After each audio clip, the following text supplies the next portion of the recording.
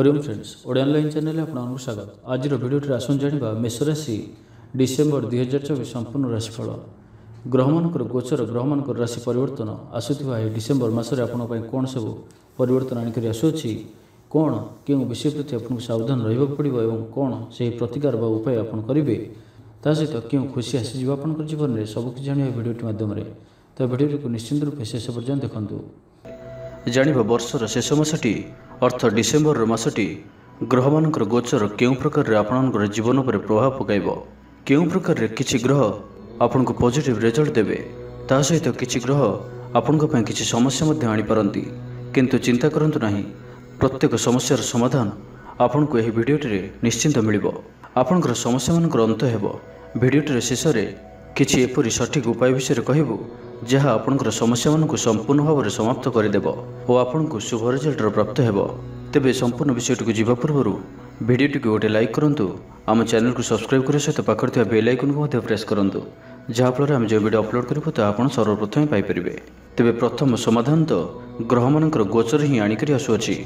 सूर्यंकर राशि परिवर्तन एथर आपण बहुत ही खास अटे। सूर्य आपण 15 नवेम्बर पर अष्टम भाव में प्रवेश करछंती जहाँ आपण किछि समस्या आनीथिबो किंतु डिसेम्बर मासरे सूर्यंकर राशि परिवर्तन आपणकर समस्या मानकर अंत करुअछि। 16 डिसेम्बर ठारू 2:03:27 समय सूर्यंकर राशि परिवर्तन निजर मित्रंकर राशि और आपणकर भाग्यस्थान हेबो। पूर्ण भाव में भाग्यर सहयोग आपणको पाद चुमिबो। यही समय मेष राशि जातक महाभाग्यशाली सब्यस्त हेबे। भाग्यस्थान रे सूर्यंकर गोचर आपणकर जीवन में खुशीर वर्षा करुअछि, आपण को महाभाग्यशाली करुअछि। यही समय वाहन सुख विशेष भाव में आपन को मिलिबो। आपणकर इच्छा मानकर पूर्ति हेबो। डिसेम्बर मासरे विशेषकर 16 डिसेम्बर पर आपण नुआ वाहन नहीं पारंती। यही समय आपणकर परिवार रे कोनोसी संतानकर जन्म होई पारे। आपणकर परिवार रे कोनोसी एपरि खुशी आसी पारे जहार आपण केबेटर वेट करुथिले। आपणकर स्वभाव सचोटता और दयालु भाव देखादेव। यही समय आपण सत्य कहिबे। यही समय आपण आपणकर भविष्य को नहीं चिंता करी किछि एपरि फ्यूचर प्लान करि पारंती जहाँ आपणको पई शुभ सब्यस्त हेबो। आपणकर पारिवारिक जीवन को पूर्ण भाव में सिक्योर करी किछि एपरि पुंजी जमा करि परिबे जहाँ आगु जाई आपणको पई शुभ परिणाम आनिकरी आसिबो। किंबा किछि एही प्रकार निजर आर्थिक स्थिति को मजबूत करबा पई नुआ योजना प्रस्तुत करिवे जहाँ आपणकर परिवार को आगु जाई संतुष्टि प्रदान करिबो। बहुत ही शुभ समय अटे। आपण एही समय निजर विषय और निजर परिवार विषय किछि बड़ धरण निर्णय निश्चय ही नहीं पारिबे। सूर्यंकर राशि परिवर्तन सरकारी चाकरी पई मध्य बहुत ही उत्तम सब्यस्त हेबो। 15 नवेम्बर ठारू 16 डिसेम्बर पर्यंत समय सरकारी चाकरी जोग शून बराबर रहिबो किंतु 16 डिसेम्बर ठारू पूर्ण भाव में स्थिति बदलिबाकु जाउची। जो भी लोक सरकारी चाकरी पई ट्राए करुचंती तो एबे आपनको शुभ परिणाम प्राप्त हेबो। कहीं सूर्य निजर मित्रंकर राशि ता सहित आपणकर भाग्यस्थान रे बसुचंती। भाग्यस्थान रे सूर्यंकर बसिबा कारणरू कोनोसी चाकरीटे मिल पारे जार विचार आपण केबेठर करुथिले।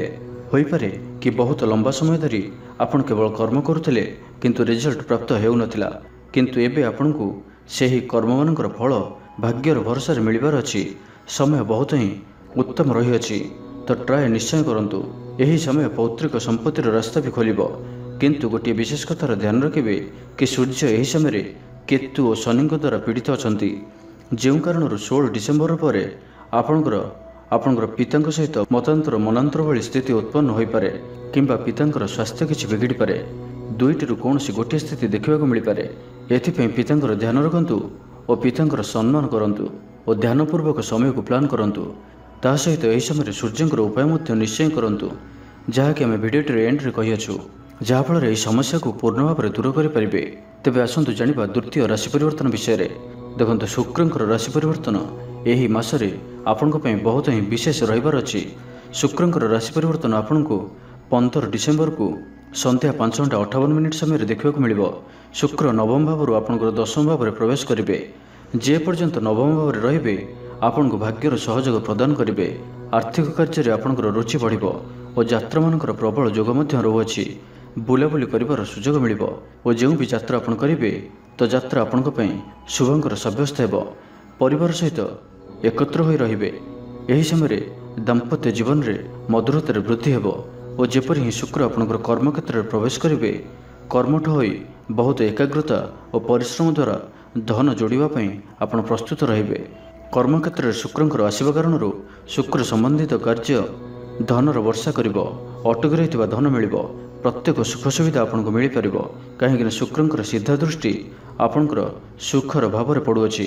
ଆପଣ ଆପଣଙ୍କର କର୍ମ ଦ୍ୱାରା ଭାଗ୍ୟର ଭରସାରେ ନ ରହି ନିଜର କର୍ମ ଦ୍ୱାରା ଓ ଶୁକ୍ରଙ୍କର ସହଯୋଗ ଦ୍ୱାରା ଧନ ଏକତ୍ର କରିପାରିବେ ଓ ନିଜର ସୁଖ ସୁବିଧା ବି ଏକତ୍ର କରିବେ।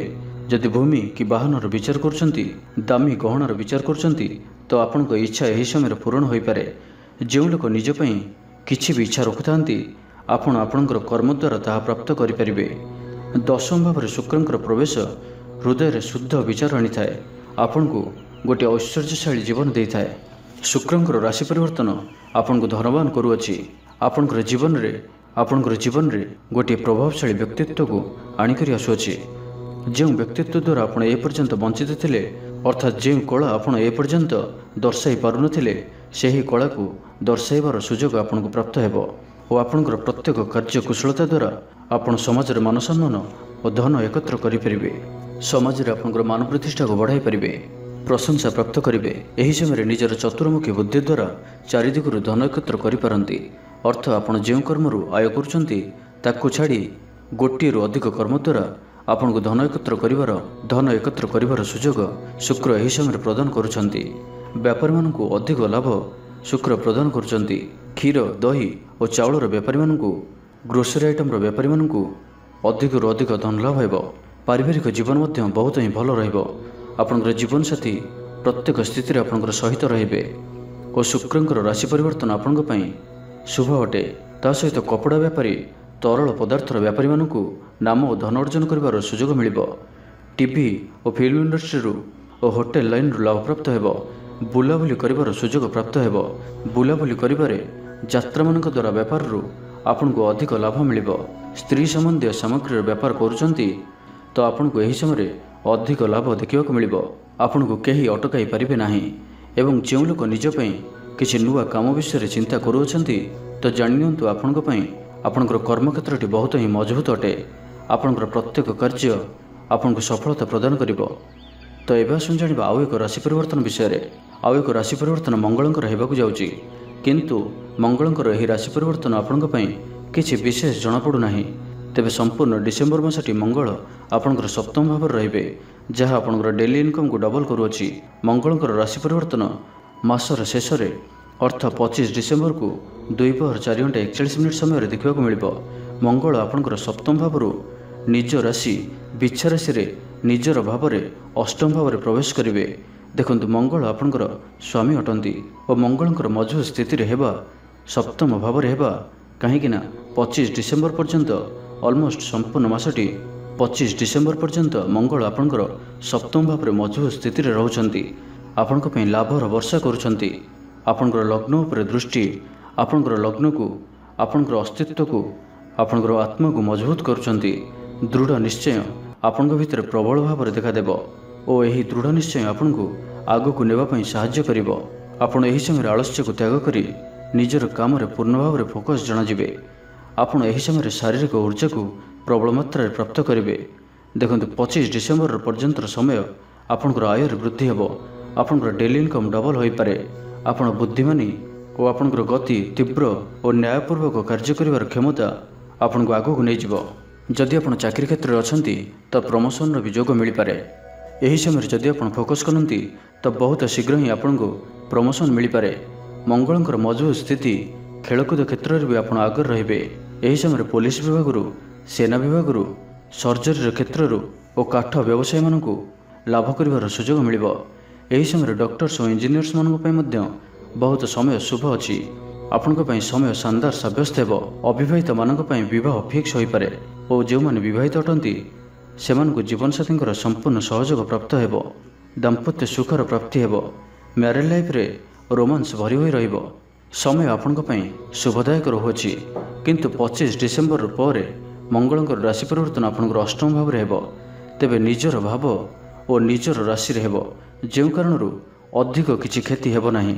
କିନ୍ତୁ ଭାଇମାନଙ୍କ ସହ ସମ୍ପର୍କ କିଛି ଖରାପ ହୋଇପାରେ, କାହିଁକିନା सूर्य नवम भाव में बसी भाई मान संपर्क में किसी तिक्तता आणुंट एथिपाई आपण कलिजुगठार दूरे रहिबे।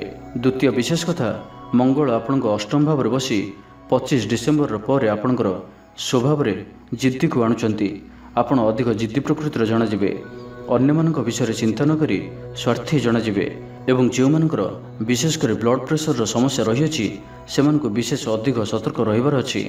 निजर स्वास्थ्यर अधिक ध्यान रखा पड़ो और ता सहित 25 डिसेम्बर पर कौन भी यात्रा करने समय सावधान रहिबार अछि। जानवाहन चलवा समय सावधान रहिबार अछि कहीं किसी शारीरिक आघातर जोग बनुअछि। तो एबा सुन जानिबा शनिदेव विषय। शनि आपणकर नवम भाव में रहिबे। नवम भाव में शनि जातक को धार्मिक करिथांती। धार्मिक ग्रंथ मान को अध्ययन करिबार सुजोग भी देइथांती और यात्रा मानक लाभ देइथांती। जगह बाड़ीर कार्य विशेष लाभ देइथांती। जदि आपण कंस्ट्रक्शन कार्य सहित जड़ित अछंती किंबा सीमेंट गोड़ी बजुरी और पेंटर व्यापारी अछंती कौन भी जिनिस जहाँ कंस्ट्रक्शन सहित जड़ित रही तो आपण को यही समय अधिक लाभ देखा मिलिबो। आपण प्रत्येक कार्य को न्यायपूर्वक करेंगे और अन्यर विरोधी जनाजिबे। राजनीति क्षेत्र व्यक्ति मानक समय बहुत शुभ सब्यस्त हेबो। तो एबा सुन जानिबा आउ एक राशि परिवर्तन विषय जानिबा राहु विषय। राहु आपणक उच्च होई बसचंती। मिथुन राशि रे राहु और पुणी तृतीय भाव में तो उच्च समान फल प्रदान करथांती। यह आपण को कूटनीति और चतुर करथांती। सम्मुख व्यक्ति आपणक प्रति प्रभावित रहिबे। आपण सहजरे ही निजर कौन भी कथा को मनाई नहीं पारिबे। व्यापारी मानक पई मध्य अत्यंत भल समय रही अछि।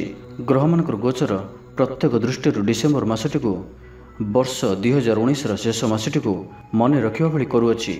स्टूडेंट्स मानक पई मध्य समय अत्यंत ही शुभ सब्यस्त हेबो। प्रत्येक क्षेत्र में आपण आगुआ रहिबे, ऊर्जावान रहिबे और स्वास्थ्य मध्य भल रहिबो। तो एबा सुन जानिबा किछि उपाय विषय। सबुठार प्रथम उपाय सूर्य ग्रहंकर करंतु। सूर्य 16 डिसेम्बर पर्यंत आपणकर अष्टम भाव रहिबे। तो यही समय आपन को नारंगी और केसर रंगर किसी भी व्यवहार करने ठीक नुहे। ता सहित बाजरा किंबा गुड़ कौन सी आवश्यकता थिबा व्यक्ति को दान करंतु। काली गायर सेवा करिया मध्य सूर्य को शांत करिथाए। एहर अर्थ 16 डिसेम्बर पर जेबे सूर्य नवम भाव में प्रवेश करेंगे सूर्य और शनि द्वितीय आसुचंती और सूर्य और केतुंकर ग्रहण दोष भी लगुअछि। तो यही समय रविवार दिन तंबार किसी भी जिनिस दान करंतु। मंगलंकर उपाय पई आपण 25 डिसेम्बर पर लाल रंगर किसी भी जिनिस त्याग करंतु। और महिला मानक पई विशेष करी आपण निजर केश को बांधी कर रखिबे। निजर केश को खोला रखंतु नहीं तो नकारात्मक ऊर्जा बढ़ी पारे और आपणकर स्वास्थ्य मध्य किछि खराब रही पारे। और मंगलवार दिन मसूर डालीर दान करंतु। एवं जो जातकंकर मंगलंकर महादशा किंबा अंतर्दशा चलु थाए आपण को यही समय तो गोटे काम करंतु। निज इच्छा अनुसार गोटे माटीर पात्र रे पानी भरी ऊपर घोड़नी लगाई बही जाउथिबा जल रे मंगलवार दिन प्रवाहित कर दियंतु। एपरि करबा द्वारा आपण मंगलंकर दुष्प्रभाव बंचिकर रहिबे।